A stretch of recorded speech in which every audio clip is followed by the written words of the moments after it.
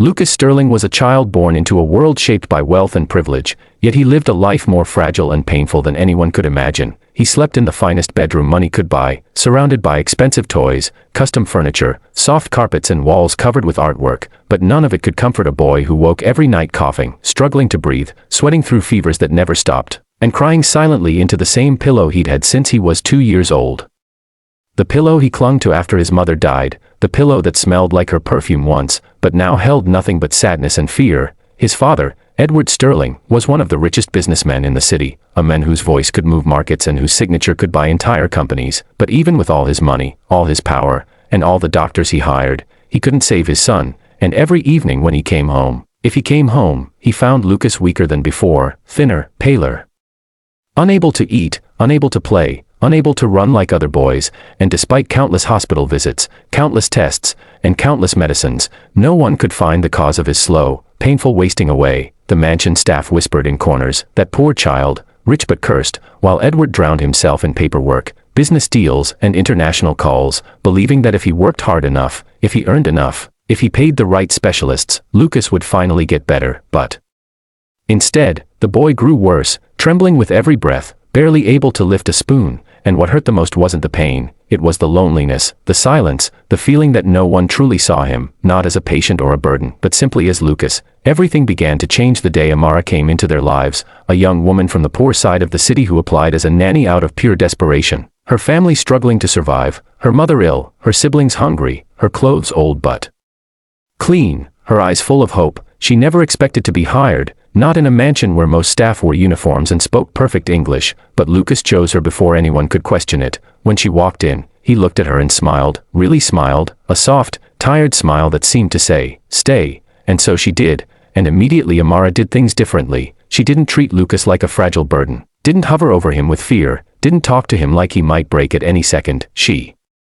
sat beside him, read him stories, told him about her life in a tiny house where children still played outside, where people shared food even when they were hungry, where laughter didn't require expensive toys, and slowly, Lucas began to laugh too, weakly but genuinely, and the staff noticed he ate better when she fed him, slept longer when she stayed in the room, and for the first time in months, he whispered goodnight without crying. But Amara also noticed things others didn't, how Lucas always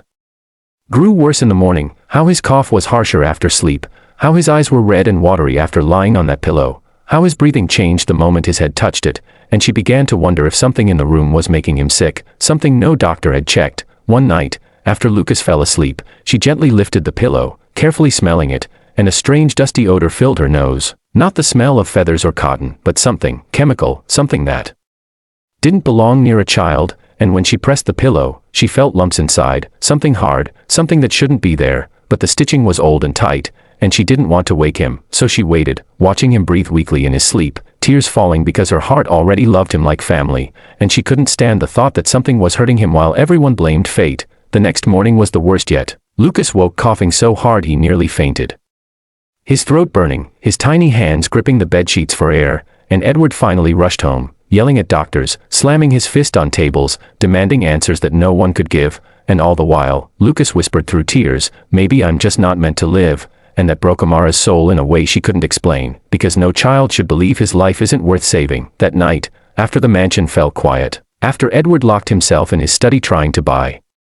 solutions with money, Amara returned to Lucas's pillow with shaking hands, determined to know the truth once and for all. She picked up the pillow, grabbed a sewing blade, and carefully cut along the seams, her breath trembling, her heart racing, and when the stitches opened, a cloud of fine gray dust escaped, fiber particles, mold spores, toxic insulation dust, the kind that weakens lungs over time, the kind that slowly poisons a sleeping child night after night, the kind that explains everything. There was no illness, no curse, no mystery disease. Lucas had been breathing poison for years, and everyone missed it, except her. Tears ran down her face as she stared at the deadly stuffing, remembering how the old housekeeper insisted that this pillow never be replaced, remembering how it appeared right after Lucas's mother died, remembering how the same pillow traveled from crib to bed to sick room, becoming the silent killer no one suspected. Someone had done this on purpose. Someone inside this house, someone who wanted Lucas weak, sick, gone. And as Amara stood there with the torn pillow in her hands, she knew one thing with certainty. She had just uncovered the truth that might save Lucas's life, but also expose a dangerous secret that someone never wanted found.